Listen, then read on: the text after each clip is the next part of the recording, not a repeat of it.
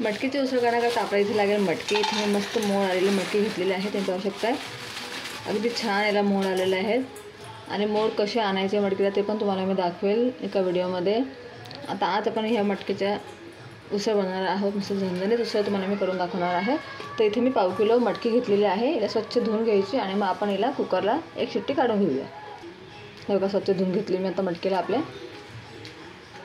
आता आपण कुकरमध्ये थोडंसं पाणी टाकूया आणि मग त्याच्यामध्ये आपली आपण मोड आलेली मटकी टाकायची आहे आणि एक शिट्टी काढून घ्यायची। जास्त शिट्टी काढू नका, नाही तर मग तुमची मटकी जसं शिजेल आणि मग उसळ चांगली बनणार नाही, त्यामुळे एकच शिट्टी काढून घेऊया।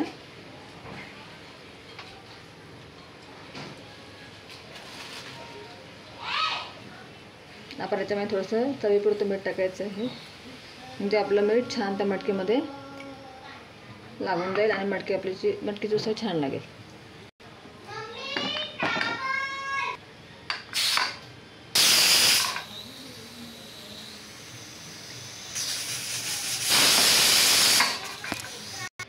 आता आपला कुकर थंड होतो तोपर्यंत आपण इथे मी कांदे कापून घेतले, ते 2 कांदे मी घेतलेले आहेत मीडियम साईजचे।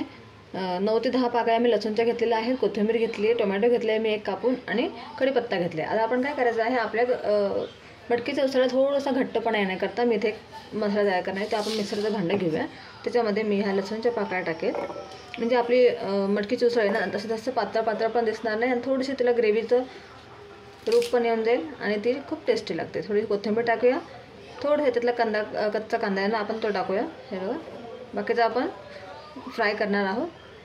बस कढीपत्ता थोडं टाकूया आणि टोमॅटो थोडंसं टाकायचं। बाकी आपण सगळं हे नंतर तेलामध्ये पण फ्राय करायचं आहे आणि वरतून आपल्याला मसाला पण टाकायचा आहे। आता आपण याच्यात टाकायचं आहे हळद पाव चमचा, लाल तिखट टाकूया आपण याच्यामध्ये। इथे मी 1 चमचा लाल तिखट टाकते, जरा तिखट आहे माझं त्याच्यामुळे मी जरा थोडं कमी टाकते। जिरे टाकायचं आहे आपल्याला थोडंसं, अर्धा चमचा। धना पावडर घेऊया आपण 1 चमचा। आता आपण हे सगळं मिक्सरमध्ये वाटून घेऊया।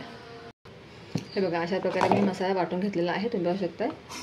थोडंसं पाणी टाकलं मी याच्यामध्ये, म्हणजे आपलं वाटण आहे ना जसं थोडं बारीक करायचं आपल्याला। आता आपण फोडणी देऊया। हे बघा आता आपल्याकडे मटकी पण छान शिजलेली आहे, पाहू शकता।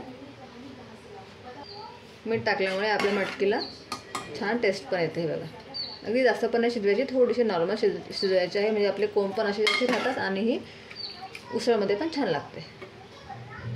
आता आपण कढई ठेवायची आहे, गॅस चालू करूया आणि आपली कढई छान आपल्याला तापू द्यायची। हे बघा आपली कढई छान गरम झाली, आता आपण याच्यात तेल टाकूया। इथे मी 3 चमचे मोठे तेल टाकते। मटकीच्या उसळला जरा बरं तेल टाकलं ना की उसळला छान तरी येते आणि उसळ छान लागते आपली। तेल आपल्याला छान गरम होऊ द्यायचं आहे। हे पहा आपलं तेल छान गरम झाले, आता आपल्या याच्यात टाकायचं आहे थोडंसं जिरं आपण पहिले मसाल्यात टाकलं त्याच्यामुळे मी कमी टाकते। थोडं इथे हिंग टाकूया आपण, कढीपत्ता टाकूया आपण इथे। त्यानंतर आपण आपला कांदा जो कापलेला आहे ना तो टाकून द्यायचा याच्यामध्ये।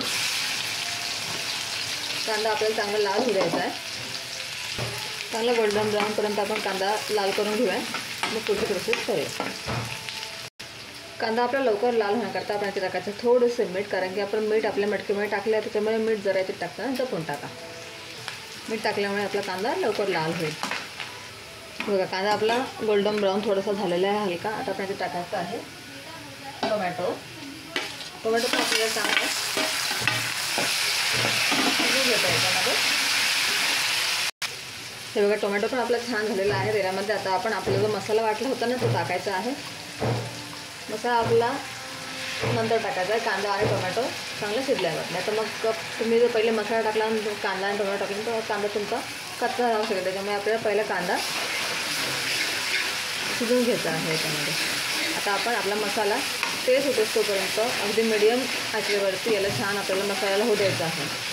मसाला चांगला तुम्ही तेलामध्ये फ्राय करा, तर तुमचा मसाला कच्चा लागेल आणि मिसळला टेस्ट त्यांना वेगळे लागेल। त्याच्यामुळे मसाला आपल्याला छान शिकून घ्यायचा, कारण की आपण याच्यामध्ये कच्चं सगळं टाकलेलं आहे ना, कच्चा कांदा कच्चा टोमॅटो, त्याच्यामुळे आपल्याला मसाला अगदी व्यवस्थित शेकून घ्यायचा आहे तेल सुटेपर्यंत।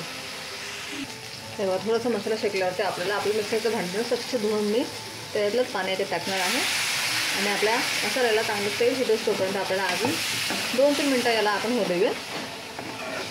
मग नेक्स्ट प्रोसेस करूया. हे बघा आपला मसाला अगदी छान शेकला गेलेला आहे. तुम्ही पाहू शकता अगदी मस्त याला तेल आलेलं आहे. म्हणजे आपला मसाला आता झालेला आहे. आता आपण याच्यामध्ये आपली मटकी जी शिजवलेली आहे ना ती टाकायची आहे.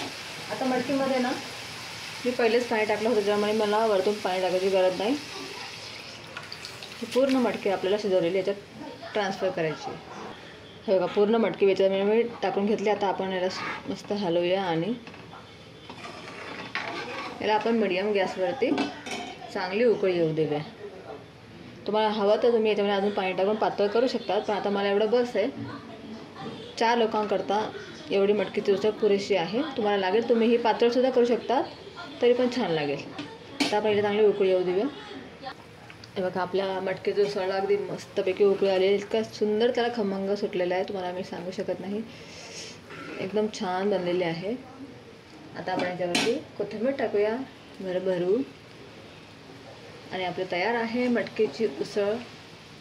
हे बघा इथं छान मटकी पण तसं शिजलेली नाही आहे आणि अगदी मस्त याला टेक्स्चर आलेलं आहे. आता आपण याला सर्व करूया.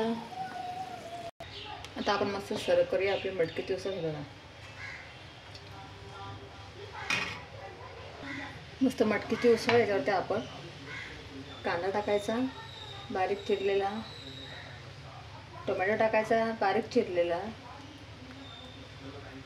याच्यावरती आपण टाकूया मिक्स चिवडा.